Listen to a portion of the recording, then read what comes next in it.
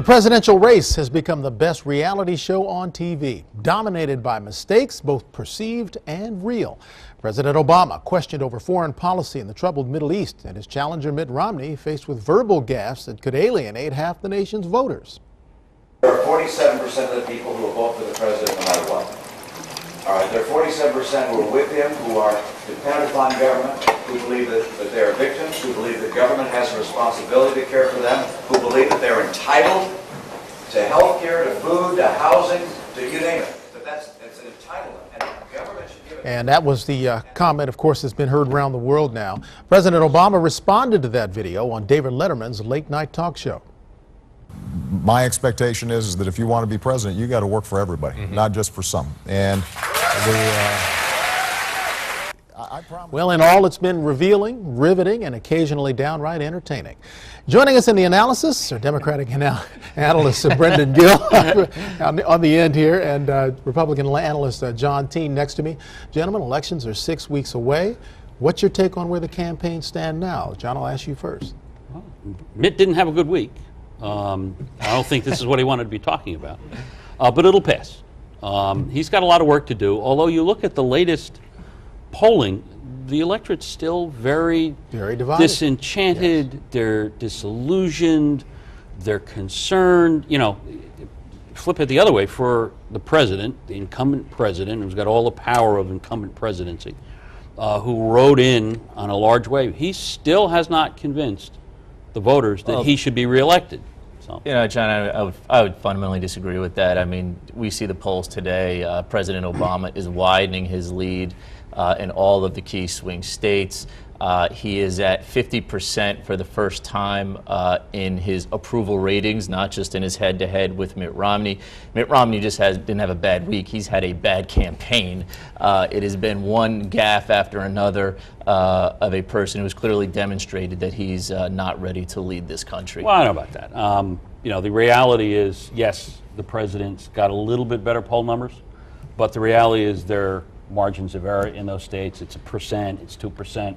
He really, if he's as good as everybody on the Democratic side says he is, he should be pulling away far, and he's not, because, you know, you've got the worst economy still. You've got the Middle East, let's face it, 9/11, you would think, with all the intelligence the president had, the administration would have had more security at the outposts in one of the most volatile regions of the world, and he didn't. Let me ask you this. Right now, we're riding on this wave, if you will, of the verbal gaffe. Right. And I'm thinking of past campaigns where we've had a kind of a one-liner almost dictate the campaign. Where's the beef? Right. Or it's the economy, stupid. Right. Is this one of those moments where Romney's comment, I mean, before he's had other comments he's been able to recover from? Well, I think, listen, you know, campaigns have changed in the news cycles that we have now. Things can be quickly forgotten. But I think the fundamental problem that Mitt Romney has is that 5.5 weeks from Election Day, he's retooling his message. And that's not a place in any campaign that you want to be. You know, he wakes up today, and you can read the papers this morning, and he says, I need to make this campaign about what I'm going to do about the economy. Well, that's what the president has consistently been talking about for the past year. And that's why I think you see the president's numbers slowly gaining in those swing states, his approval numbers going up, and Mitt Romney's numbers going down, because it's not just about one thing or a distraction. It's about the fact that Mitt Romney hasn't presented anything in this campaign other than I'm not Barack Obama. And that message, John, is not working. If that were the case, his numbers would be higher. The reality is the voters really aren't paying attention yet. This campaign is going to be won or lost in the last 2 weeks of October. Haven't even had the first debate yet. And let's remember, Ronald Reagan running for re-election against Walter Mondale was way down until the second debate, and then the whole thing turned. So we've got a long, 45 days in a campaign is a lifetime. Which leads me to my next question. We begin the debate soon. What plays larger, the gaffes, foreign policy, or something else when those debates come? I think Mitt Romney's got to come across and get beyond this stoic vision that people have of him. He's got to make people understand who he is, how he feels. He is a good person, but he's just not coming across. Barack Obama, on the other hand, is very much Clinton-esque, where everything's out there. You know the everything about likability it. factor. It's There a, yeah, I think there it's is a a likability. likability and a confidence factor. Yeah. But in addition to that, the expectations for Mitt Romney is high in these debates. Mitt Romney has No question. participated in numerous Republican primary debates, so I think the expectation not only to get his campaign back on track, but also what people expect. So the president hasn't been in that forum in quite some time, you know. So it's up to Mitt Romney to sell, I think, the American people on what his vision is. And so far, he has shown an inability to do that, and I don't see anything at this point, John, that's going to change that. But at the same time, the president, hey, let's face it, if the president was doing as good as everybody says on the Democratic side he's doing, you wouldn't have such voter disenchantment. People are concerned and they're conflicted. They're out of work. The prospects of work are not there. I disagree with They're that, John. living- and so he's Well, let me ask you got to both- prove that he should get another 4 years, but at the same time, I agree, Romney's got to convince people why he should have that 4 years. So I think we're still, take the poll numbers, Right. put them aside, it's still down a margin of error on those polls. We have got a tough race here. That's the ahead of question. us. Who has more to prove here? The president based on his record or Mitt Romney based on his personality? Exactly. Well, that's- Exactly, but I think that's where voters are conflicted. They're waiting for Mitt Romney to prove himself so they can make. They're also Mitt Romney has more. waiting I'm going to be very prove the simple on this. president. Mitt Romney has more to prove. The convention course you was would. his He's the incumbent. opportunity. His convention, but the convention was his opportunity to do that. The convention was a failure. He did nothing to move his numbers and present to people exactly this point. You know, the obligation is on Mitt Romney to present some type of vision, and so far he has not done But the that. president also has to make a case as to why he should be reelected. Let's face it, and this I found this interesting. You know, Bill Clinton, bringing back a president who's, let's face it, been out of office a long time, bringing him back. 12 years. Right, And that was bringing the him back first. to make the case where, and he He'll be made reelected easily. But he made the Again. case, I think, for Mitt Romney. Hey, Barack Obama took over in the worst economic condition ever. What's the thing he spent all his time on? Healthcare reform. And I think there are a lot of Americans that are out there trying to understand, why did he do that?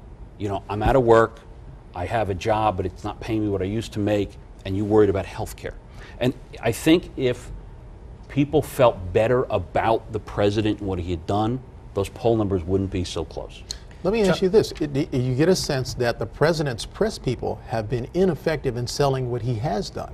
When you look at what he's done in terms of the banking laws and housing I think that's laws. Listen, I think that's a very fair point. I will say, on the Democratic side, I don't think we've done a great job on selling the success that the president has had in his first term.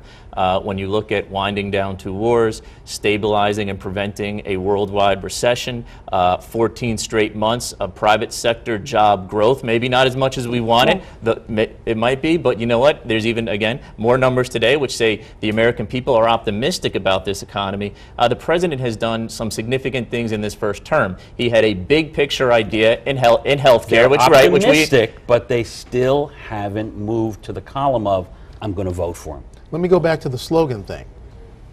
Bin Laden is dead and GM is alive. Does that work, or does it resonate enough to make a difference? If it had, I think the president's poll numbers would be different. Well, it's resonating. Bin Laden may be dead, but the U.S. ambassador was just killed, along with several other folks in his on 9/11 in a volatile area where, for whatever reason, the administration didn't feel they needed to put resonating in 2 places that it really extra counts in this security. election, and that's Michigan and Ohio.